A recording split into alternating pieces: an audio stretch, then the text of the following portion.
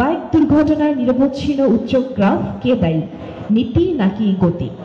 প্রতিনিয়ত বাইক দুর্ঘটনা সহ আমরা অনেক বেশি দুর্ঘটনার খবর শুনতে পাচ্ছি। ইদানিং তো ফেসবুক খুললেই কোনো না কোনো দুর্ঘটনা, কোনো কোনো ইনসিডেন্টের খবর আমরা পাচ্ছি, কিন্তু সবচেয়ে বেশি যেটা আমরা পাচ্ছি সেটা হচ্ছে বাইক দুর্ঘটনা। আর এটি এমন একটা দুর্ঘটনা যে হয়তো যিনি বাইকে আরোহী থাকেন তার প্রাণনাশের ঝুঁকিটা সর্বোচ্চ বেশি থাকে, এবং এই ক্ষেত্রে কি কি বিষয় রেসপন্সিবল ফ্যাক্টর হিসেবে থাকছে সেই বিষয় নিয়ে আজকে আমরা মূলত কথা বলছি। এবং আজকে আমাদের যারা অতিথিরা আছেন তাদের কাছ থেকে অনেক বেশি জানার এবং শেখার সুযোগ আছে। তাই আমাদের যারা সম্মানিত বাইকার্স ভাইরা এসেছেন, আশা করছি এই টক শোতে সকলে পার্টিসিপেট করবেন, এবং যদি সর্বশেষে কিছু জানার থাকে সেটাও প্রশ্ন করার একটা সুযোগ আছে। প্রথমে পরিচয় করিতে চাই আমাদের আজকের আয়োজনে যারা অতিথিরা আছেন তাদের সাথে। আমার ঠিক হাতের ডানে আছে মিস্টার শফিক আহমেদ সজীব, যিনি নিরাপদ আন্দোলন সড়কের একটা মূল হোতা এবং একই সাথে তিনি চ্যানেল 24 এর সিনিয়র চেয়ারপারসন। আমাদের সাথে উপস্থিত আছেন ADC Chattogram traffic division mister Kritiman Chakma, sir অসংখ্য ধন্যবাদ আমাদের সাথে এখানে উপস্থিত হয়েছেন। আমাদের সাথে আছে রায়হান আক্তার উর্তি, সহকারী পরিচালক বিআরটিএ, অসংখ্য ধন্যবাদ আমাদের সাথে থাকার জন্য। এবং হাতে ঠিক বামটাই আমার সাথে উপস্থিত আছে আমাদের টাইটেল স্পন্সর সিএফ মোটরের সম্মানিত সিইও মিস্টার রেজাউল করিম, এবং একই সাথে সকলের প্রিয় দাদা অ্যাডমিন এবং সিইও বাইক বিডি শুভ্র সেন। সকলে কেমন আছে প্রথমে ছোট্ট করে জানতে চাই। আচ্ছা, মাইকগুলো যদি সকলে হাতে বা কাছে পাশে থাকে তাহলে খুব সুবিধা হতো। যেহেতু আমাদের আজকের টপিকটা অবশ্যই বাইক দুর্ঘটনা, আমি সকলের কাছ থেকে প্রথমে ছোট্ট করে জানতে চাই যে আপনাদের নিজস্ব মতামত কি যে বাইক দুর্ঘটনাটা কেন বাড়ছে। প্রথমে ধন্যবাদ সুন্দর একটি আয়োজনের জন্য, যেটি পথ দুর্ঘটনায় অনেক সহায়ক হবে।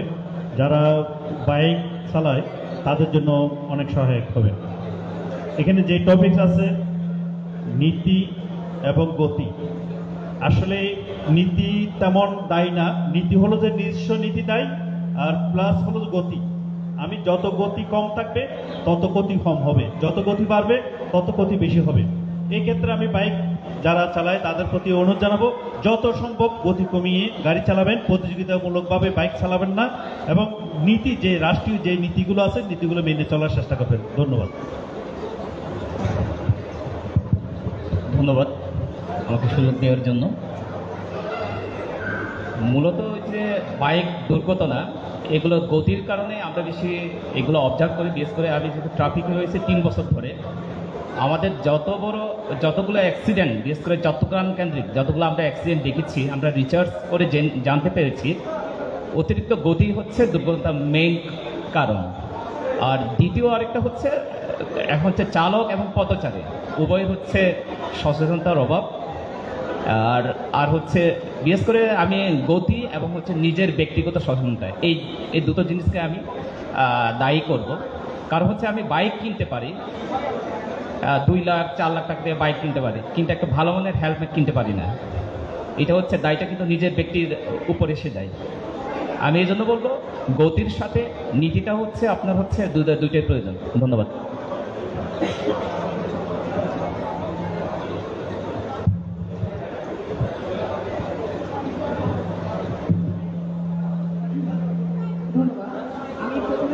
রয়্যাল বাইকার্সের আজকের এই ফেস্টিভ্যালে আমাদেরকে বিআরটিএকে সংযুক্ত করার জন্য ধন্যবাদ জানাচ্ছি কর্তৃপক্ষকে। আমি এখানে এসে আনন্দিত যে আজকের এই প্রোগ্রামটি আসলে সচেতনতামূলক প্রোগ্রাম। এটি আমার কাছে মনে হয় খুবই দরকারি এবং সময় উপযোগী। তো এখানে আমরা এসছি, এখানে যে বিষয়টি নিয়ে কথা হচ্ছে যে সড়ক দুর্ঘটনা মানে মোটরসাইকেল দুর্ঘটনার জন্য কোনটি দায়ী, নীতি নাকি গতি। আমরা যদি দেখি প্রতিনিয়তই আমরা সড়ক দুর্ঘটনার সম্মুখীন হচ্ছে, আমরা পত্রিকায় সড়ক দুর্ঘটনার কথা শুনি। এখন বাস্তবে যেটা দেখা যাচ্ছে যে আমাদের মধ্যে সচেতনতার অভাবটা খুব বেশি পরিলক্ষিত হচ্ছে। এছাড়া মোটর সাইকেলটা বর্তমানে তরুণ সমাজের কাছে একটা ক্রেজ হয়ে দাঁড়িয়েছে, যে তারা তরুণ সমাজরা মোটর সাইকেলটা কেনার জন্য খুব বেশি উৎসুক থাকে। তারা পরিবারকে অনেক সময় চাপাচাপি করে বা নিজেরাও উৎসুক হয়ে মোটর সাইকেলটা কিনে। এক্ষেত্রে দেখা যায় মোটর সাইকেল কেনার পূর্বে মানে মোটর সাইকেলটি চালানোর জন্য তার যে ড্রাইভিং লাইসেন্সটি দরকার বা তার যে একটা প্রশিক্ষণ দরকার যে কিভাবে মোটর সাইকেলটি চালাবে, এই বিষয়গুলো না জেনেই অনেকে মোটর সাইকেল নিয়ে রাস্তায় নেমে পড়েন। এবং এছাড়া আমাদের মোটরসাইকেল চালানোর ক্ষেত্রে গতিসীমার একটি একটি নিয়ম রয়েছে যে কত গতিসীমায় কোন সড়কে বা মহাসড়কে কত স্পিডে মোটরসাইকেল চালাবে। তো এই বিষয়গুলো অনেক সময় না জানার কারণে বা বেপরোয়া গতিতে গাড়ি চালানোর কারণে দুর্ঘটনাটা বেশি হচ্ছে বলে আমি মনে করি। ধন্যবাদ স্যার। ধন্যবাদ। প্রথমে সিএম বোর্ডের পক্ষ থেকে সবাইকে অনেক ধন্যবাদ জানাচ্ছি এবং আজকের এই আয়োজনের জন্য আয়োজক কমিটিকে বিশেষভাবে ধন্যবাদ জানাচ্ছি। আমি নীতি এবং গতির বাহিরে একটু বলতে চাই। আমি নীতি এবং গতির বাহিরে দক্ষতা এবং সচেতনতাকে বেশি গুরুত্ব দিতে চাই। নীতি, বাংলাদেশের প্রেক্ষাপটে যে নীতি রয়েছে তা অবশ্যই খুবই যুগোপযোগী নীতি রয়েছে। গতি আমাদের নিয়ন্ত্রণে রাখা সম্ভব, সেটা যদি আমাদের দক্ষতা থেকে থাকে তাহলে আমি যে কোনো গতিকেই যে কোনোভাবে নিয়ন্ত্রণ করতে পারব। সেই সাথে সচেতনতাকে গুরুত্ব দিতে চাই, কেননা আমার কীর্তিমান দাদার সাথে আমার কিছুক্ষণ আগে কথা হচ্ছিল ব্যাক সাইডে, তখন বলছিলেন কীর্তিমান দাদা যে 4.5 লাখ টাকা একটা বাইক কিনতে পারি আমরা, অথবা 5,000, 6,000 বা 7,000 বা 10,000 টাকাতে একটা সার্টিফাইড হেলমেট কিনতে পারছি না। তা আমরা যদি এই সচেতনতাটা লক্ষ্য করি, আমরা যথাযথ হেলমেট ব্যবহার করি, আমরা সেফটি গিয়ার ব্যবহার করি, তাহলে মোটরসাইকেলের দুর্ঘটনা অনেকাংশেই কমে যাবে। এটা হচ্ছে প্রথম কথা। সেজন্য আমি বলেছি নীতি বা গতির বাহিরে আমি বলতে চাই দক্ষতা এবং সচেতনতার উপরে জোর দাও।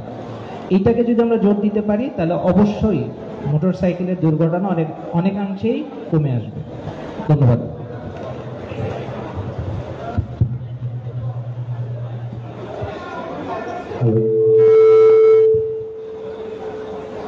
হ্যালো, প্রথমেই ধন্যবাদ দিতে চাই রয়্যাল বাইকার্সকে এত সুন্দর একটা আয়োজন করার জন্য। আমাদের সাধারণ বাইকারদের যখন কোনো ইভেন্ট হয় বা কোনো আলোচনা হয়, ওখানে যদি আমরা নীতি নির্ধারক মহল বা আইন প্রয়োগকারী সংস্থা যারা আছেন তাদের অংশগ্রহণ যদি পাই, এটাকে আমরা অনেক ধন্য মনে করি এবং আমরা এটা কৃতজ্ঞতা প্রকাশ করি। কারণ আমরা বাইকাররা চাই আপনাদের সাথে যত রিলেটেড হয়ে কাজ করা যায়, আর যতটুকু আমরা রিলেটেড হয়ে কাজ করতে পারবো আমার মনে হয় দুই পক্ষই আমরা একটা সলিউশনে আসতে পারবো।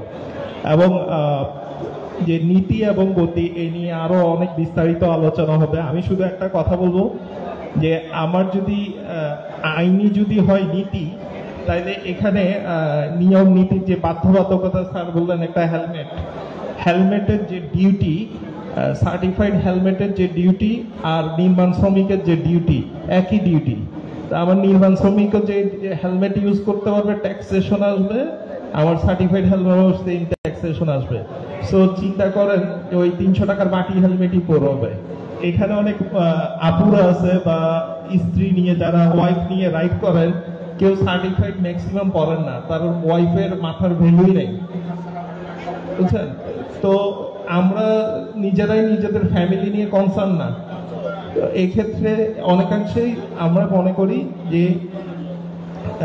বিএসটিআই এর তত্ত্বাবধানে সার্টিফাইড হেলমেট বাংলাদেশে আসুক। সেই সাথে স্যারেও আছে, স্যার সিএম ফন্ডের পক্ষ থেকে প্রত্যেক কোম্পানিকে অনুরোধ করব তাদের বাইক বিক্রির সাথে বাইক একটা হেলমেটের টাকাও রেখে দেন। একটা হেলমেট বাইক বিক্রির সাথে সাথে তাকে মানে ম্যান্ডেটরি করে দেন, তাইলে আমার মনে হয় এটা আমাদের যে অ্যাক্সিডেন্ট হয় সেটা অনেকাংশে হ্রাস হইতে পারবে। কারণ আমাদের ম্যাক্সিমাম ওন্ড হয় আমাদের মাথা। তো আরো আলোচনা করব আপু, আমরা লেটস গো। আর একটু অনুরোধ করব সবাইকে, আমরা বাইকাররা অনেক বিশৃঙ্খল করি বা সুশৃঙ্খল না। আমরাও দেখতে পাচ্ছি এখানে অনেকে অনেক রকম হাঁটাচলা করতেছেন। আসেন না, আমরা 30টা মিনিট সময় দিয়ে সবাই একটু আসন গ্রহণ করে এখানে যারা অতিথিরা আসছেন, মহামান্য অতিথিরা আছেন, তাদেরকে একটু সম্মান জানাই, সবাই একটু সিটে বসি। আর আপনাদের রিকোয়েস্ট করবো যদি একটু জায়গাটা ছেড়ে দিতেন তাহলে পিছনের লোকগুলোও দেখতে পাত। Thank you. অসংখ্য ধন্যবাদ দাদা। একটু সবাই এখানে কথা বললেন, গতি নাকি নীতি এই বিষয় নিয়ে কথা বললেন। দাদারা বললেন এবং সিইও আছে তিনিও বললেন যে বাইক বা সেফটি গিয়ার যে প্রয়োজনীয়তা আছে এবং অবশ্যই বাইক কেনার বিষয়টা আছে। তো আমরা একটু আবার কৃতিমান স্যারের কাছে একটু আবার যাবো। এবার একটু ট্রাফিক আইনের বিষয়ে একটু কথাবার্তা শুনতে চাই। যেমন হেলমেট তো অনেকে কিনছে কিন্তু পড়ছে না, বাইকের একটা যে বাইকের হ্যান্ডেলের মধ্যে হেলমেটটা রেখে দিচ্ছেন, বা গতির বিষয়টা কেউ মানছে না, বা নিজে বাইক হেলমেট পরলেও ওয়াইফকে বা পিছনে যিনি আরোহী আছেন তাকে হেলমেট পরাচ্ছেন না, এই সকল ক্ষেত্রে ট্রাফিক আইন কতটুকু কঠিন বা কতটুকু কঠোর ভূমিকা পালন করছে, আদৌ করছে কিনা?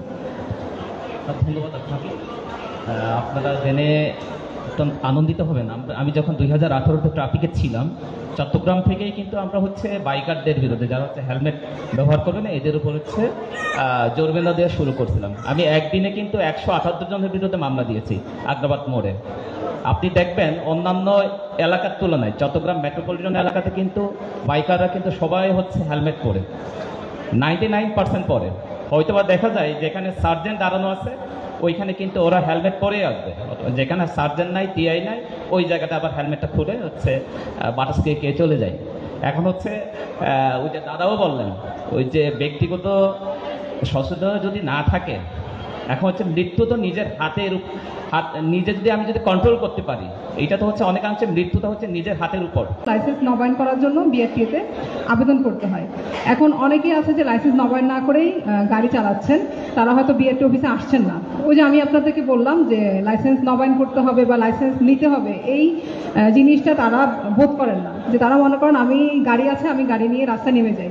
কিন্তু এই জিনিসটা আমাদেরকে সচেতন হতে হবে, আমাদেরকে সবাইকে এই বিষয়ে জানতে হবে যে রাস্তায় গাড়ি চালাতে গেলে অবশ্যই লাইসেন্স নিতে হবে, এবং লাইসেন্সটি নেওয়ার পরে শুধু লাইসেন্স নিলেই যে হবে সেটা না, তাকে লাইসেন্স নেওয়ার পরে যে রাস্তায় গাড়ি চালানোর জন্য যে নিয়মগুলো রয়েছে সেই নিয়মগুলো তাকে মেনে গাড়ি চালাতে হবে।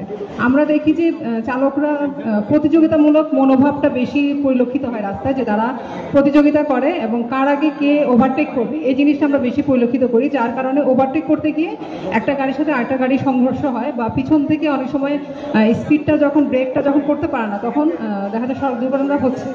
তো আমি অনুরোধ জানাবো, আমরা যারাই গাড়ি নিয়ে রাস্তায় বের হব, আমরা গাড়ি নিয়ে রাস্তায় বের হওয়ার আগে আমাদের ন্যূনতম কিছু বিষয় আমাদেরকে চেক করে রাস্তায় গাড়ি নিয়ে বের হতে হবে। সেই বিষয়গুলো যাতে আমরা খেয়াল করি, যেমন গাড়িতে ফুয়েল ঠিকমতো আছে কিনা, গাড়ির ইঞ্জিনটা কাজ করছে কিনা, গাড়ির ব্রেক ঠিক আছে কিনা, আমরা এই বিষয়গুলো সচেতন হয়ে এই বিষয়গুলো ঠিক আছে কিনা সেটা নিশ্চিত হয়ে আমরা গাড়ি নিয়ে রাস্তায় বের হবো। তাহলে আমাদের সড়ক দুর্ঘটনা অনেক কমে আসবে বলে আমি মনে করছি। ধন্যবাদ। আচ্ছা, আপনি যেহেতু একটা নতুন একটা পদ্ধতির কথা বললেন যেটা রিনিউ করতে হয় বা যে অ্যাপের কথা বলছে, তো 5 বছর আগে যারা ড্রাইভিং লাইসেন্সটা পেয়েছে তাদের তো এ ধরনের সিস্টেমটাকে ফেস করতে হয়নি। তো যারা রিনিউ করতে যাচ্ছে সেই ক্ষেত্রে বিআরটি এর পক্ষে এ ধরনের কোনো স্টেপ নেওয়া পসিবল কিনা, যারা আগে লাইসেন্স পেয়েছে তাদের সবগুলো লাইসেন্স ক্যান্সেল করে নতুন করে পরীক্ষা দিয়ে আবার লাইসেন্স দেওয়া, বিষয়টি একটু জটিল কিন্তু সম্ভব কিনা? না, আমরা নবায়নের ক্ষেত্রে যেটা করি যে লাইসেন্স নবায়ন করতে যখন আসে পেশাদার চালকদের ক্ষেত্রে আমরা বেশি এটা গুরুত্ব দিয়ে থাকি, কারণ পেশাদার চালকরা হচ্ছে অনেকেই কম পড়াশোনা করে থাকেন, তারা হয়তো লাইসেন্স নিয়ে গাড়ি চালাচ্ছেন, ওইটাই তাদের জীবিকা, যে লাইসেন্স দিয়ে তারা গাড়ি চালাচ্ছেন, ওই গাড়ি চালানো থেকে তাদের যে পারিশ্রমিকটা পাচ্ছেন সেটা দিয়ে তারা সংসার চালাচ্ছে। তো পেশাদার চালকদের ক্ষেত্রে আমরা যখন তারা লাইসেন্স নবায়ন করার জন্য আবেদন করে আমরা তাদেরকে বাধ্যতামূলক প্রশিক্ষণ দিয়ে থাকি, রিফ্রেশার প্রশিক্ষণ বলা হয়। সেখানে আমরা তাদেরকে প্রশিক্ষণ দিয়ে থাকি ট্রাফিক সাইন, সিগন্যাল, ট্রাফিক রুলসের উপরে। আমরা সেখানে আমাদের গেস্টরা থাকেন, আমাদের বিআরটি এর কর্মকর্তারা থাকেন, আমরা সেখানে পুলিশদের সিএমপির পুলিশের প্রতিনিধি থাকেন, আমরা সবাই মিলে প্রশিক্ষণ দিয়ে থাকি। এরপরে আমরা লাইসেন্সের আবেদনটা কার্যক্রমটা করে থাকি। তো এই ক্ষেত্রে পেশাদার চালকদেরকে আমরা রিফ্রেশার প্রশিক্ষণ দিচ্ছি, এটা আমাদের একটা চলমান কার্যক্রম। তো এক্ষেত্রে আমি আশা করি এটা তাদের ক্ষেত্রে কিছুটা কাজে লাগে। আপনার ক্ষেত্রে আমার প্রশ্নটা মনে হচ্ছে বারবার বেশি হয়ে যাচ্ছে। আপনি সবসময় পেশাদারিত্ব ড্রাইভার ওদের নিয়ে বেশি কথা বলছে, কিন্তু যারা বাকিরা আছে সেই ক্ষেত্রে আপনাদের পদক্ষেপ কি? আমরা আসলে ওটা চিন্তায় আছে আমাদের, যে আমরা যারা লাইসেন্স নিচ্ছে সবার ক্ষেত্রে যাতে প্রশিক্ষণটা আমরা চালু করতে পারি সেজন্য আমাদের ইনস্টিটিউট করার জন্য একটা পরিকল্পনা আছে। আমাদের মোটরযান আমাদের প্রশিক্ষণ সেন্টার তৈরি করার জন্য একটা আমাদের প্রজেক্ট হাতে নেওয়া হয়েছে। ওই প্রজেক্টটা হাতে যখন কমপ্লিট হবে তখন আমরা আস্তে আস্তে সবাইকে আমরা প্রশিক্ষণে আওতায় নিয়ে আসতে পারবো। এখনও আমরা যারা লাইসেন্সের জন্য পরীক্ষা দিতে আসে, লাইসেন্সের পরীক্ষায় অংশগ্রহণের পূর্বে আমরা তাদেরকে মৌলিকভাবে যে নির্দেশনাগুলো রয়েছে আমরা সেগুলো তাদেরকে দেওয়ার চেষ্টা করে থাকি। অসংখ্য ধন্যবাদ আপনাকে। আমার মনে হয় শিওর আমি একটু অ্যাড করি, ওই যে বিশেষ করে বাইকার ভাইদের উদ্দেশ্যে বলবো, এই যে গাড়ি অ্যাক্সিডেন্টের কিন্তু মেন কয়েকটা কারণ আছে। এক, ওভার কনফিডেন্স। আপনি হচ্ছে সব কিছু ভালো, কনফিডেন্সটা হচ্ছে অতিরিক্ত।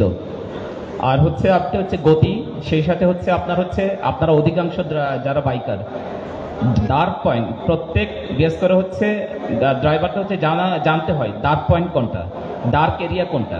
আপনারা হচ্ছে বাইকাররা হচ্ছে যখন হচ্ছে একদম প্রাইভেট কারকে অথবা হচ্ছে একদম একটা ট্রাককে আপনি যখন ওভারটেক করতে যাবেন, আপনারা হচ্ছে ডার্ক পয়েন্ট বরাবর কিন্তু ওভারটেক করতে যান।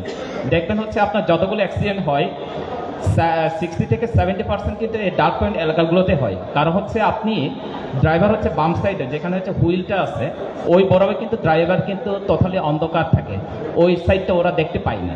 আপনি যখন হচ্ছে ওকে পাস করতে যাবেন ড্রাইভার কিন্তু হচ্ছে লুকিং গ্লাসে কিন্তু আপনাদেরকে দেখতে পায় না, হয়তোবা টার্ন করতে গিয়ে অথবা মানে হচ্ছে কিছু একটা জায়গাতে পার্কিং করতে গিয়ে ধাক্কাটাকিতে কিন্তু অধিকাংশ অ্যাক্সিডেন্টগুলো হয়।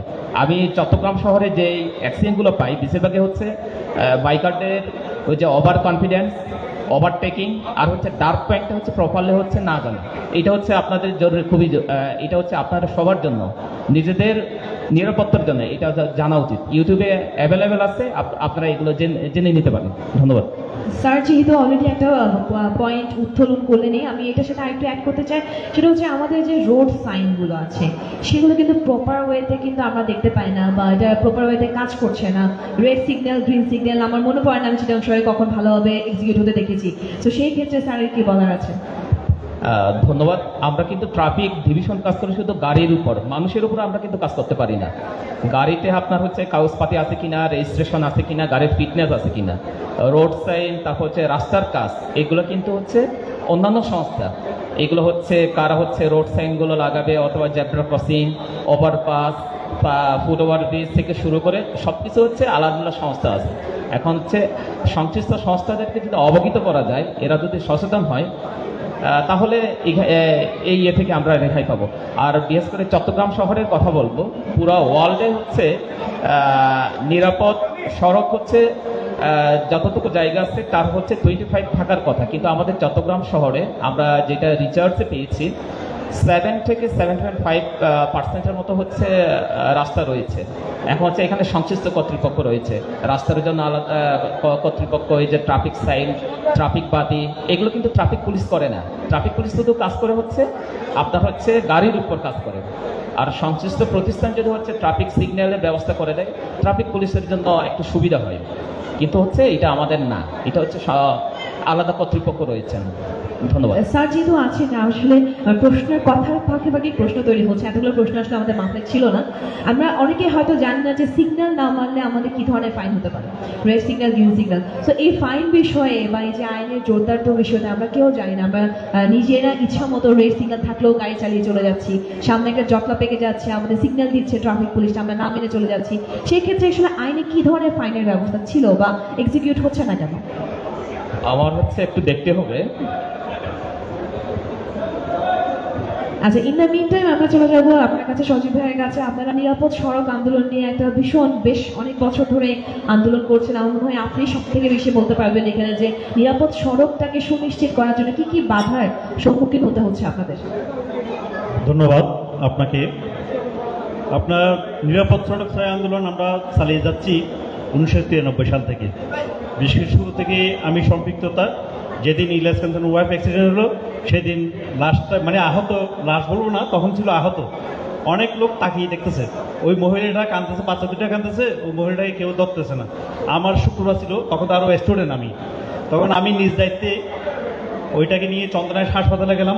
স্বাস্থ্য কমপ্লেক্সে উজুর ছিল না, সরি ডাক্তার ছিল না, ডাক্তার কাছে মসজিদে নামাজ পড়তে, জুম্মার নামাজ, শুক্রবার ছিল। ওইখান থেকে ডাক্তার এনে দেখতে দেখতে রুগীটা মারা গেল। তখন থেকেই আমি কিন্তু এই নিরাপদ সড়ক ছায়া আন্দোলনের সাথে সম্পৃক্ত। আমার এই 30 বছর 33 বছর অভিজ্ঞতায় যেটা দেখলাম, গত 2010 সালে আমরা স্কুল ভিত্তিক প্রশিক্ষণের ব্যবস্থা হাতে নিলাম। আমরা যখন কুইজ প্রতিযোগিতা লাগলাম এবং বিভিন্ন পুরস্কার লাগলাম, আমরা একজন স্টুডেন্ট পেলাম না যে ট্রাফিক সম্বন্ধে, ট্রাফিক শৃঙ্খলা সম্বন্ধে, জেব্রা ক্রসিং সম্বন্ধে জানি। খুব ভালো ভালো স্কুল, ক্যান্টনমেন্ট স্কুল থেকে শুরু করে সবগুলো স্কুলতে উত্তর দিতে পারে না। লাস্ট আমরা বিভিন্ন প্রশ্ন করে সান্ত্বনা পুরস্কার হিসেবে ওই পুরস্কারগুলো দিয়েছি। পরের বার গেলাম কয়েকটা স্কুলে যখন করলাম, আমরা শতভাগ পুরস্কার দিতে পেরেছি। বাচ্চারা অনেক কিছু জানে, রাইট চিন জানে। এখন কথা হলো, আমি যে নিয়মগুলো দেখাচ্ছি, আমার ডানে যেতে হবে, বামে চলতে হবে, যাত্রীরা চলবে ডান পথে, গাড়ি যাবে বাম পথে, এই ধরনের রাস্তা আছে। কিন্তু আমার রাস্তাটা ওইভাবে আছে কিনা, আমি রাস্তা বড় করলাম, ট্রাফিক সিন দিল ফুটপাথের পাশে, কিন্তু ওইখানে ট্রাক দিয়ে পার্কিং করে রাস্তাটা ব্লক। আমি রাস্তা আছে 40 ফুট, কিন্তু আমি গাড়ির জন্য ব্যবহার হচ্ছে 20 ফুট, 20 ফুটেই কিন্তু পার্কিংয়ে দখল। এর আছে ফুটপাথ, যেখানে যাত্রীরা ফুটপাথ দিয়ে হাঁটবে। আমি শিখাচ্ছি ওদেরকে, স্টুডেন্টদেরকে, আপনি ফুটপাথ দিয়ে চলবেন, রাস্তায় চলবেন না। কিন্তু ফুটপাথ কি আমি হাঁটার জন্য পাচ্ছি? ফুটপাথ দখলে আছে, হকারদের দখলে আছে, বিভিন্ন নির্মাণ সামগ্রীর দখলে আছে। আরেকটা হলো, যখন আমরা বাচ্চাদেরকে এই প্রশিক্ষণগুলো দিই, জানাই, শিখাই, আমরা অনেক জায়গায় আমাদের কমিটিতে অনেক ধনাঢ্য ব্যক্তি থাকাতে আমরা সহযোগিতা পাই। অনেক সংস্থা আছে যেগুলো সহযোগিতা পায় না, এগুলো করতে কিন্তু একটা ফান্ডের প্রয়োজন হয়। পুলিশ কিন্তু দাদা যেটা বললো, এটা আমাদের পক্ষে সম্ভব না। আমরা শুধু আইনটাই দেখি, গাড়িগুলো সিঙ্গেল দিই, ওই আদার সাইডগুলো দেখার সুযোগ নাই, আসলেই নাই। যেহেতু আপনি অনেকদিন ধরে এই সড়ক দুর্ঘটনা বা নিরাপদ সড়ক নিয়ে কাজ করছেন, আপনার অভিজ্ঞতার আলোকটা অনেক বড় হবে, কিন্তু আমাদের সময় যেহেতু সংক্ষিপ্ত, আপনার কাছ থেকে আমি কয়েকটা পয়েন্টে উত্তরটা চাই। যে আমরা যেহেতু এখানে বাইক দুর্ঘটনা নিয়ে কথা বলছি, আরও অনেক আদার সেক্টর আছে সড়ক নিরাপদ সড়কের বিষয়ে বা সড়ক দুর্ঘটনার বিষয়গুলো, কিন্তু পার্টিকুলারলি বাইক দুর্ঘটনা বা বাইক অ্যাক্সিডেন্টগুলো পিছনে কি কি কারণ আপনি এতদিন ধরে ফেস করেছেন যখন আমরা এই কাজগুলো করছিলেন? আমি সংগঠনের পাশাপাশি পেশাগত দায়িত্ব, যেহেতু সাংবাদিকতা করি টেলিভিশনে, আমার টেলিভিশন পেশায় প্রায় 30 বছর সাংবাদিকতার পেশা। এই পেশার কারণে যেই অ্যাক্সিডেন্ট, বড় বড় অ্যাক্সিডেন্টগুলোতে যেগুলোতে গেলাম, প্রত্যেকটা হলো যে গতি। 1 নম্বর চিহ্নিত হলো গতি, আর দ্বিতীয়ত হলো রোড সাইন। রোড সাইনগুলো যথাযথ মানা হয় না। আর বাইক যেগুলো, এগুলো তো হলো যে দুর্ঘটনার বেশিরভাগ প্রতিযোগিতা, মানে কার আগে কে যেতে পারবে। এখন দেখা যাচ্ছে আমাকে আপনি ওভারটেক করে চলে গেলেন, এখন আমার চিন্তা হলো আমার স্পিডটা ওর থেকে কম নাকি, আমি ওনাকে ক্রস করবো। এই মন মানসিকতার থেকে আমাদের এই দুর্ঘটনা হচ্ছে। আর একটা জিনিস, আমি যেহেতু অফিসে যাই সকালবেলা, যাওয়ার পথে দেখি বাবা স্কুল বলেন, বিভিন্ন স্কুলে মা বাবারা মোটরসাইকেলে করে বাচ্চাকে নিয়ে যায়। আমার তো একটা রিক্স ব্যাগ আছে, ওই ব্যাগটাই ইউজ করি না, বাচ্চারা কিন্তু গুমচোখ। আমি 2-1টা বাচ্চাকে অফিসে যাওয়ার পথে দেখলাম পড়ে যাচ্ছে, মোটরসাইকেল থেকে চালিয়ে যাচ্ছে, বাবার আছে সামনের দিকে চোখ, পিছনে যে বাচ্চা বসে আছে এটা চোখ নাই। আমি বলবো যারা বাইক চালায়, বেশিরভাগ এখন যেহেতু কমার্শিয়াল আসছে, বাইক একটা জীবিকার অংশ। এখন কিন্তু অনেক যুবক, বেকার যুবক যারা আছে, তারা কিন্তু একটা মোটরসাইকেল নিয়ে ফ্যামিলির উপার্জনের জন্য রাস্তায় নামতেছে। তারা প্লাস বাচ্চাকে যখন বাইক নিয়ে, পাটাও নিয়ে বা ওভার নিয়ে যাচ্ছে, তখন বাচ্চাকে স্কুলে দিয়ে যাচ্ছে। যাওয়ার সময় যাতে নিজের বাচ্চাকে নিজের জীবন থেকে যাতে বেশি যত্ন নেই। এবং একটা বাইক, অনেক দাদা যেটা বললো, একটা বাইক কেনার জন্য আমি 2 লাখ টাকা খরচ করতেছি, কিন্তু 3000 টাকা, 4000, 5000 টাকা আমি একটা হেলমেট কিনা। হেলমেটটা ভালো লাগবেন, আপনার পাশে যে তাকে ছোট বাচ্চা হোক, আপনার স্ত্রী হোক, বোন হোক, ভাই হোক, তাকেও হেলমেট দিন। আপনার জীবন থেকে তাদের জীবনকে বেশি ভালোবাসেন, তখন আপনাকে আল্লাহ তাআলাই ভালোবাসবে। ধন্যবাদ। অসংখ্য ধন্যবাদ আপনাকে। যেহেতু এখন পর্যন্ত আলোচনা থেকে কিন্তু উঠে আসছে যে ব্যক্তিগত সচেতনতা, এই পয়েন্টটাই বেশি হাইলাইটেড হচ্ছে। তো আমি একটু চলে যাব যারা বাইক বানাচ্ছেন তাদের কাছে চলে যাব, রেজাউল ভাইয়ের কাছে চলে যাব, সিএফ মোটর সম্মানিত সিইও। 3টা বাইক আপনারা মনে হয় সম্প্রতি লঞ্চ করেছেন এবং টেস্ট রাইডও ঢাকায়ও দেখেছি এবং এখানেও হচ্ছে। তো নতুন যে বাইকটা আপনারা বাজারে আনলেন, এই বাইক কি দুর্ঘটনা থেকে আমাদের বাইকারদের কতটুকু সেভ করতে পারবে, আর কি স্পেশালিটি আছে? ধন্যবাদ আবারও। আমি সবার সচেতনতার সাথে কয়েকটা পয়েন্টকে যুক্ত করছি। দেখুন, সিএফ মোটো বাংলাদেশে যে বাইকগুলো এনেছে, বিশ্বের সবচেয়ে আধুনিক ফিচার সম্বলিত প্রত্যেকটা বাইক। এতক্ষণ ওভার স্পিড নিয়ে অনেক কথা হচ্ছিল। আপনারা প্রত্যেকেই জানেন আমাদের 300 SR যে বাইকটা এসছে, এই বাইকটাতে টিএফটি মিটার ব্যবহার করা হচ্ছে। এই টিএফটি মিটারের সবচেয়ে বড় বৈশিষ্ট্য হচ্ছে আবার ওভার স্পিড অ্যালার্ম সেট করা যাবে। অর্থাৎ আপনি সেট করলেন যে আমার বাইকটা যদি 80-র উপরে ওঠে, তাহলে আমাকে অ্যালার্ম দিবে যে আমি অ্যালার্ম পাচ্ছি যে এইটা 80-র উপরে চলে যাচ্ছে। এইটা আমাদের এই 300 SR টিএফটি মিটার, এটা সেট করে দেওয়া যাবে। সুতরাং এখনকার বাইকগুলোতে অনেক বেশি আধুনিক ফিচার যুক্ত করা হচ্ছে, নাম্বার 1। নাম্বার 2, আপনি যখন গিয়ার শিফট করতে যাচ্ছেন, সেটা হয়তো 3rd গিয়ারে থাকলে বাইকের গতি হয়তো বা 60 বা 70 লাগছে। আরপিএমের সাথে ম্যাচ করার জন্য যেই ধরনের গিয়ার শিফটিংয়ে ম্যাথোডোলজি সেট করা দরকার, সেটাও আমাদের টিএফটি মিটারে সেট করা যাবে। তার চেয়ে বড় কথা হচ্ছে আপনার এই বাইকগুলোতে ডুয়াল চ্যানেল এবিএস আছে। যারা বাইকার ভাইরা আছেন সকলেই জানেন ডুয়াল চ্যানেল এবিএস এর ফলে বাইকের গতি থাকলেও কত দ্রুত কন্ট্রোল করা সম্ভব। এরপরে এই বাইকটাতে 4 পিস্টন ক্যালিপার্স দেওয়া হয়েছে। আপনি যখন চিটং সিটি মোটামুটি জ্যামের সিটি, এটা নিয়ে বলতে তো দ্বিধা নাই যে আজকে, যদিও আমি গতকাল রাতে এসেছি, আজকে ঘুরছিলাম, তাহলে আজকে ঘুরে আমি মজা পেয়েছি যে সিটিটা মোটামুটি ফাঁকা ছিল। তো এটা যদি আগামীকাল হয় তাহলে এই সিটিতেই মুভ করা খুব কঠিন হয়ে যাবে। যেটা আমাদের সজীব ভাইয়া বা আমাদের কীর্তিমান দাদা বলছিলেন যে সকালবেলা একটা বাবা বাইক নিয়ে যাচ্ছেন, তার বাচ্চা পাশে বসে আছেন, এই 4 পিস্টন ক্যালিপারটা থাকার ফলে আপনি যখন বাইকে ব্রেক করবেন তখন বাইকটাকে খুব দ্রুত কন্ট্রোল করবে। আবার কি হয়, জ্যামটা ছেড়ে দেওয়ার সাথে সাথে আমরা কিন্তু থ্রটল চেপে বের হয়ে চলে যেতে চাই, কিন্তু এই 4 পিস্টন ক্যালিপারের সাথে সে বাইকের চাকাটাকে খুব দ্রুত ছেড়ে দিবে। সুতরাং এই বাইকের ফিচারগুলো, আধুনিক ফিচারগুলো আমাদের প্রত্যেকটা বাইকে খুব ইনবিল্ট কোয়ালিটিতে আছে। আরেকটা জিনিস হচ্ছে ট্রাকশন কন্ট্রোল সিস্টেম। এই ট্রাকশন কন্ট্রোল সিস্টেমে দেখবেন যে আপনারা যখন লং রানে বাইকটা খুব ফাস্টার মুভ করে তখন অনেক সময় চাকাগুলো লক হয়ে যাওয়ার সম্ভাবনা থাকে। ঘূর্ণায়মান যেভাবে হওয়া দরকার তার চেয়ে ওভার মানে ব্যাকফুটে ঘুরতে থাকে, কিন্তু ট্রাকশন কন্ট্রোল সিস্টেম থাকার ফলে কিন্তু এই ঘূর্ণায়মানের গতিটাকে খুব দ্রুত সেটেল করে দেবে। সুতরাং আমাদের প্রত্যেকটা বাইকে আধুনিক ফিচারগুলো সম্বলিত বাইক। সুতরাং আমাদের স্মিতা আপু যেটা বলছিলেন যে আমরা আসলে স্মিতা আপু আমাদের ঢাকার যখন ইভেন্ট ছিল তখন উনি ছিলেন, সেই জন্য বলতে পারছেন যে 3টা বাইক। আমরা গত কয়েকদিন আগে আরও একটা বাইকের প্রাইস রিভিল করেছি, স্কুটার। আমাদের সিএফ মোটর, এখানে সবাই কিন্তু একটা জায়গায় আমরা একমত হয়েছি, নীতি গতির চেয়েও বেশি একমত হয়েছি সচেতনতা এবং দক্ষতা। সুতরাং আমরা একটা চিন্তা করছি, CF-RC আমরা খুব দ্রুত চালু করব, CF মোটো রাইডিং কমিউনিটি নামে। এইখানে আমরা যেই কাজটা করতে যাচ্ছি, আমরা অ্যাপ তৈরি করার চেষ্টা করছি, সেখানে আপনারা সচেতনভাবে দেখতে পারবেন যে কি কি সচেতনতার মাধ্যমে বাইকটা ড্রাইভ করতে হবে। আমরা আরও একটা কাজ করছি, আমরা প্রত্যেকটা বাইকারের হাতে একটা করে ছোট পুস্তিকা দিয়ে দিচ্ছি, যে আমরা একটা চার্ট দিয়ে দিচ্ছি, আপনার বাইক চালানোর সময় এইভাবে ড্রাইভ করবেন, তাহলে বাইকের কন্ট্রোলটা অনেক ভালো থাকবে, আপনি সচেতনভাবে বাইক চালাতে পারবেন। আমরা স্কুটার যেহেতু লঞ্চ করেছি, গত কয়েকদিন আগে প্রাইস রিভিল করেছি, আমরা রাইডিং একাডেমি করার চেষ্টা করছি, যেটা আমাদের আপু বললেন যে আমরা বাইকারদের সচেতন করবার জন্য বা ট্রেনিং দেবার জন্য আমরা সেই কাজটাও সিএফ মোটর পক্ষ থেকে হয়তো বা অতি শীঘ্রই চালু করতে যাচ্ছি। সুতরাং সিএফ মোটর গত 19শে ডিসেম্বর লঞ্চ করেছে বাংলাদেশে, কিন্তু পর্যায়ক্রমে আমরা বেশ কিছু পদক্ষেপ গ্রহণ করছি। এর মধ্যে অন্যতম পদক্ষেপ হচ্ছে আমরা বাইকের ফিচারে কোনো কম্প্রোমাইজ করছি না, বিশ্বব্যাপী আধুনিক যত ফিচার আছে সব ফিচার সম্বলিত বাইক আমরা বাজারে আনছি। নাম্বার 2, আমরা CF-RCর মাধ্যমে অ্যাপ তৈরি করার চেষ্টা করছি, যে অ্যাপের মাধ্যমে আমরা সকলকে সচেতন করতে পারবো যে আপনারা বাইক কিভাবে চালাবেন। ইতোমধ্যে আমরা গ্রহণ করেছি, যারা নতুন বাইক নিয়েছেন দেখেছেন, আমরা পুস্তিকা দিচ্ছি, সেখানে অনেক কিছু লেখা আছে।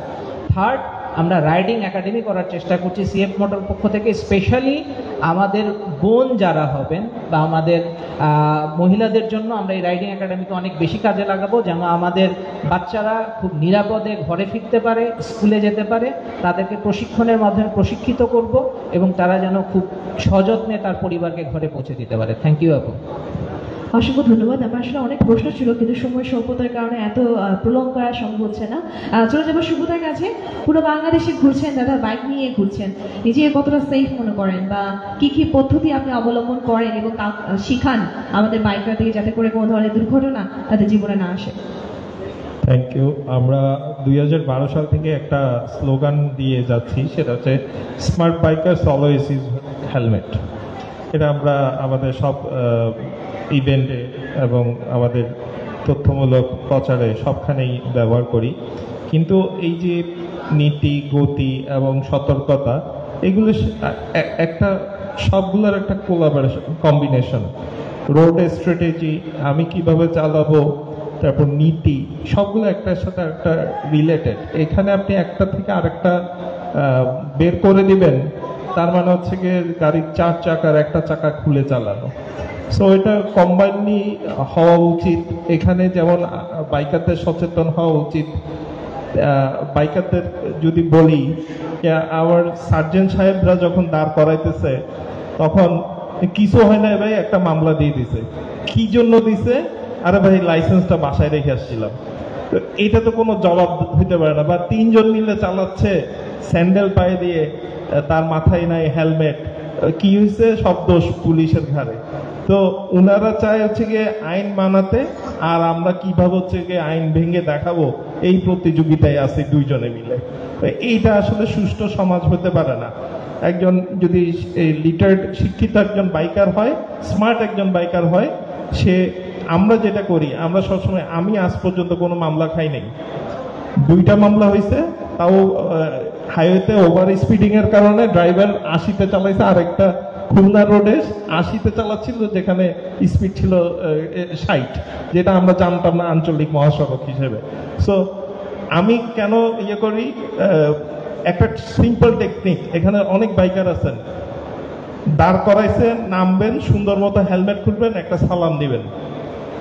উনি যদি আপনার সালামের উত্তর, সুন্দর একটা হাসির উত্তর দিয়ে উনাকে যদি আটকায়, তারপর বললেন, আপনার ভুল হইতে পারে, কিন্তু আপনি যদি সুন্দরভাবে উনাকে ম্যানেজ করে বলতে পারেন, এরকম সুন্দর ব্যবহার দিতে পারেন, আপনাকে কখনো আটকাবে না।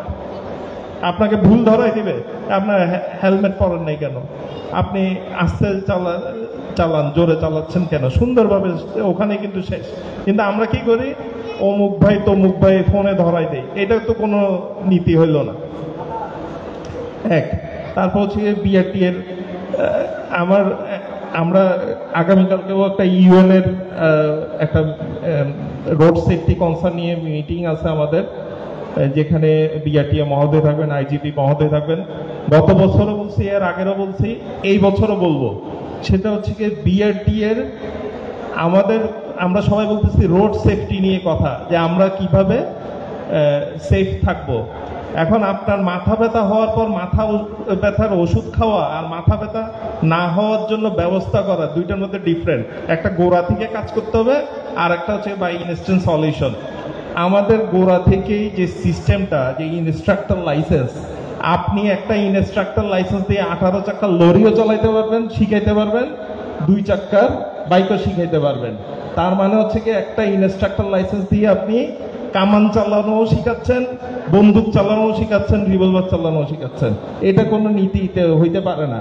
আপনার ইনস্ট্রাক্টর লাইসেন্স হবে 2 চাকার জন্য আলাদা। আজকে আমাদের এত অ্যাক্সিডেন্টের মূল কারণ আমাদের দেশের মধ্যে রাইডিং স্কুলের অভাব। আমরা বাবা, চাচা, কাকা, মামা, বন্ধু বান্ধব থেকে শিখছি, যারা নিজেরাও জানে না কিভাবে 80 স্পিডের পরে ট্যাকেল করতে হবে, তাদের নিজেদের ওই অভিজ্ঞতাই নাই। আমরা যদি একটা প্রপার লার্নেড সার্টিফাইড একজন ইনস্ট্রাক্টর থেকে শিখতাম, আমরা এত রোডে অ্যাক্সিডেন্ট দেখতাম না। আমার খুব কষ্ট লাগে, আমি এখন এই যে কিছুক্ষণ আগে আসছি কাপ্তাই থেকে, আমি আমাদের চিটাঙের সবচেয়ে পপুলার একজন বাইকার ছিল হাবিব, ও মারা গেছে রোড অ্যাক্সিডেন্টে। আমার খুব কষ্ট, এবং আমার এখানে যারা আছে তারা হাবিবের কথা সবাই স্মরণ করতে পারবে। ও যদি এই যে প্রপার রাইডিং ট্রেনিং যদি থাকতো, সে হয়তো বা মারা যেত না। তারপর হচ্ছে কি, আমাদের বাইকার, আমাদের যখন চালাবেন, আপনি ছাড়া দুনিয়ার রোডবেন, তাকে প্রপারলি দেখাইতে হবে, শুনতে হবে যে আমার বাইকার যারা, সে কি আপনার ওই বাইকটা সামলানোর মতো, সে মেন্টালি হয়ে গেছে 20 বছর, 18 বছরের প্লাস, 18 বছর হলে লাইসেন্স দিয়ে দিচ্ছেন, কিন্তু সে যে রকচটা, সে রাস্তায় নেমে বাইক চালাচ্ছে। আজকে এখনকার বেশিরভাগ ছেলেগুলো দেখা যায় বাপ বিদেশ, নাহলে অন্য কেউ, ক্লাস 8-9 ছেলে, প্রত্যেকের হাতে একটা বাইক আছে। এটা কোনো সুষ্ঠু সমাজের লক্ষণ না। আমার মতে বাইক হইতে হবে প্রথমে একটা 100-125 সিসি, একটা পুরান বাইক দিয়ে আপনি চালাবেন, 6 মাস 1 বছর রোড এক্সপিরিয়েন্স নেবেন, তারপরে না আপনি 150 সিসি, 200 সিসি, 300 সিসিতে যাবেন।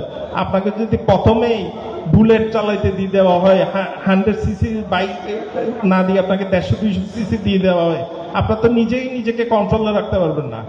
তো যারা বাইক কিনে দেওয়ার বুদ্ধিতে আছেন বা বাইক এরকম আছেন, আমার রিকোয়েস্ট থাকবে, এরকম ছোট সিসি বাইকগুলো দিয়ে আগে 6 মাস 1 বছর গলিতে নিজের রোড সারাউন্ডে বাইক চালান, তারপরে আপনি বড় বাইকে যান। এইটাই। আর বিআরটি এর মহোদয়কে আমি রিকোয়েস্ট করব, বাংলাদেশে এরকম আইন আনার জন্য, যে বাইরের দেশে আছে 250 সিসি পর্যন্ত একটা লাইসেন্সে, 250 সিসি পরে অভিজ্ঞতা হওয়ার পর আরেকটা লাইসেন্সে, বাংলাদেশে একটা আইন আনা হোক, যেটা 125 পর্যন্ত সে অন্তত 6 মাস 1 বছর না চালালে সে এর ঊর্ধ্বের বাইকগুলা চালানোর জন্য লাইসেন্স পাবে না। তাইলে আপনি দেখবেন যে রোড অ্যাক্সিডেন্ট কমে যাবে। আর যে হেলমেটের কথা, হেলমেটের আপনাকে পরাই দেওয়ার জন্য পুলিশ নাই, পুলিশ মামলা দিবে, এই ভয়ে যারা হেলমেট পরতেছেন তাদের জন্য সমবেদনা। আপনাদের আশেপাশে সারাউন্ডিং যারা আছে তাদের প্রতিও সমবেদনা। ধন্যবাদ। বাহ, অনেক চমৎকার কথাগুলো শুনলাম। মনে হয় সুব্রতর কথা থেকে অনেক কিছু উঠে এলো। সময় স্বল্পতার জন্য আমাদের কথাবার্তা এখানেই আমরা শেষ করতে চাই। তো সব দিক দিয়ে দেখা গেছে যে আসলে সুব্রতার সাথে আমি একমত যে সবকিছু একটা একটা সাথে পরিপূরক। একটা ভালো বাইক দরকার যেটা আমাদেরকে অ্যাক্সিডেন্ট থেকে মোকাবেলা করতে শিখাবে। লাইসেন্সের ক্ষেত্রে একটা কঠোর আইনের প্রয়োগ দরকার, ট্রাফিকে আইনি প্রয়োগ দরকার, এবং সর্বোপরি সবচেয়ে বেশি ইম্পর্টেন্ট যেটা সেটা হচ্ছে নিজস্ব সচেতনতা। সো আশা করছি আমাদের এই টক শো থেকে অনেকে অনেক কিছু শিখতে পেরেছেন এবং অনেক কনফিউশন ছিল সেটা দূর হয়েছে। শেষ একটা বিষয় আমি করতে চাই, আমি বলেছিলাম যে আমাদের অডিয়েন্স থেকে আমরা প্রশ্ন নিব, শুধু দুটো প্রশ্ন, যদি সুযোগ থাকে কারো কোনো প্রশ্ন থাকে শুধু দুটো প্রশ্ন নিব আমি।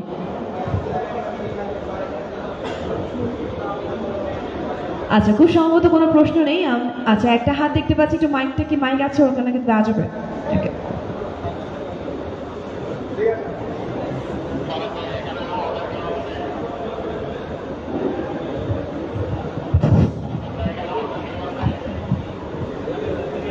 আপনার নামটা বলবেন এবং সংক্ষেপে প্রশ্নটা বলবেন। আসসালামু আলাইকুম, আমার নাম হচ্ছে মোহাম্মদ মাসুদুর রহমান। আমার প্রশ্ন হচ্ছে নীতি না গতি। এক্ষেত্রে আমরা যখন রোডে বাইক চালাই সেক্ষেত্রে কিন্তু আমাদের বাইকের জন্য কোনো লেন বরাদ্দ করা যাবে কি না, একটা। সেকেন্ড হচ্ছে আপনার যখন লাইসেন্স ইস্যু করে, সুব্রতা যেটা বলেছেন লাইসেন্সের ক্ষেত্রে 18 বছর না রেখে সেটাকে আরও কি বৃদ্ধি করা যায়, 22 ইয়ার্স, 23 ইয়ার্স, কারণ 18 হচ্ছে মাত্র যুবক বয়স। আর একটু বয়স বাড়লে যদি আরেক লাইসেন্সটা আর পরে নিতে পারে সেটা আমার মনে হয় আরও বেটার হয়। Thank you. আমার মনে হয় আপনাদের দুজনের কাছে এই প্রশ্নটা।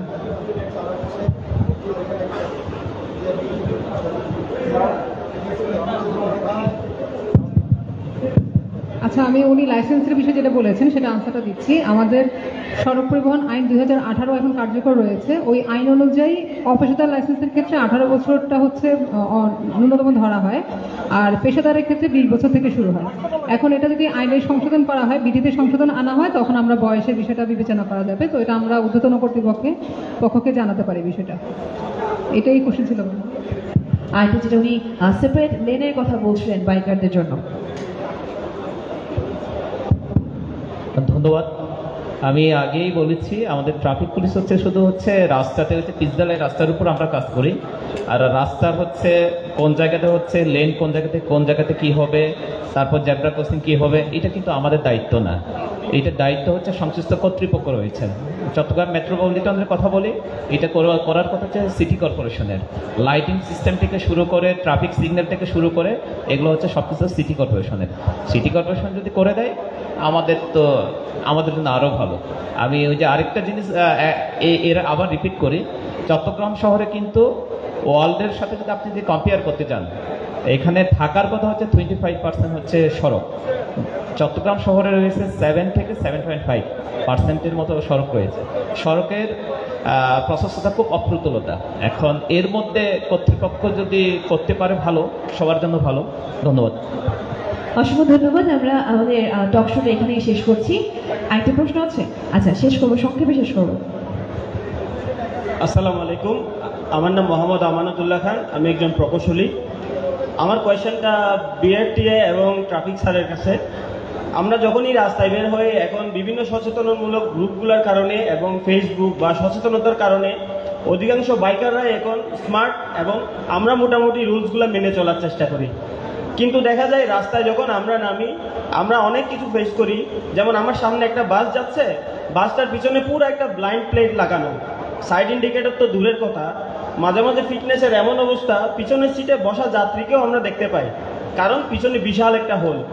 তাহলে শুধু কি বাইকের ক্ষেত্রে আমরা এসব ফলো করব?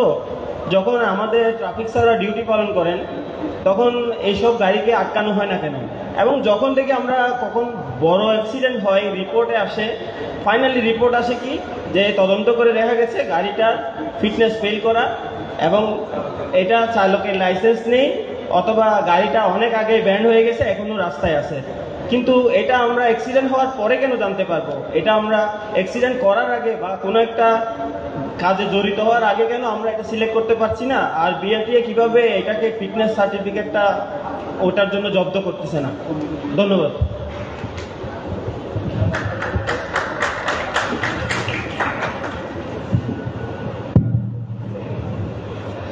আমাদের আমাদের বিআরটিএতে দুইজন নির্বাহী ম্যাজিস্ট্রেট রয়েছেন। ওই দুইজন নির্বাহী ম্যাজিস্ট্রেট তাদের নির্দিষ্ট শিডিউল অনুযায়ী চট্টগ্রাম মেট্রোপলিটন এবং জেলাতে বিভিন্ন স্পটে তারা প্রতিনিয়ত মোবাইল কোর্ট করছেন। কিন্তু আসলে ম্যাজিস্ট্রেটরা তো আর সারাক্ষণ 24 ঘন্টা ডিউটি করেন না, তারা তাদের নির্দিষ্ট শিডিউল অনুযায়ী বিভিন্ন স্পটে মোবাইল কোর্ট করেন। যখন তারা মোবাইল কোর্ট করেন তখন তারা বিভিন্ন বিষয়ের উপরে, বিভিন্ন অপরাধের উপরে মামলা দিয়ে থাকেন। সেক্ষেত্রে মামলাগুলো ফিটনেসবিহীন গাড়ির জন্য হয়ে থাকে বা লাইসেন্সবিহীন গাড়ির ক্ষেত্রে হয়ে থাকে, বিভিন্ন ধারায় তারা মামলা দিয়ে থাকেন। কিন্তু এক্ষেত্রে আমি যেটা প্রথমে বলেছিলাম যে চালকরা বা মালিকরা অনেক সময় সচেতন থাকেন না, তারা ফিটনেস মেয়াদ উত্তীর্ণ হয়ে গেলে বা গাড়িটা যখন পুরাতন হয়ে যায় তারা সেগুলোকে সংস্কার করেন না, তারা দেখা যায় ওইভাবেই গাড়িটা চালাচ্ছেন বা ফিটনেস না নিয়েই গাড়ি চালাচ্ছেন। তো এই বিষয়ে আমাদেরকে সকলকে সচেতন হতে হবে। আর আমাদের মনিটরিং কার্যক্রম চলমান আছে, মোবাইল কোড চলমান আছে। শুধু আসলে মোবাইল কোড দিয়েই তো আসলে সমাধানটা করা যাচ্ছে না, এক্ষেত্রে মালিক, ড্রাইভার এবং সর্বোপরি সকলকেই সচেতন হতে হবে বিষয়গুলোর ক্ষেত্রে। ধন্যবাদ। অসংখ্য ধন্যবাদ। আমরা আয়োজনটা এখানেই শেষ করছি। অ্যান্ড আমাদের আয়োজক কমিটির একজনকে অনুরোধ করছে মঞ্চে আসার জন্য। অল্প কিছুক্ষণের মধ্যে আমাদের আজকের আয়োজনের সম্মানিত প্রধান অতিথি মাননীয় মেয়র চট্টগ্রাম সিটি কর্পোরেশন উনি উপস্থিত হবেন। এরপরে আমরা আমাদের উদ্বোধনী আয়োজন করব। কিন্তু তার আগে যেহেতু সময়ে একটু তারা আছেন, আমাদের দুজন অতিথির হাতে আমরা ক্রেস্টটা তুলে দিব এবং বাকি অতিথিকে অনুরোধ করবো আমাদের পুরো আয়োজন অবধি থাকার জন্য। আমাদের উদ্বোধনী সেশনটারে বাকি অতিথিকে আমরা সাথে চাই। প্রথমেই নিরাপদ সড়ক আন্দোলনের সজীব ভাই, ওনার হাতে একটা মেমোটা তুলে দেবেন।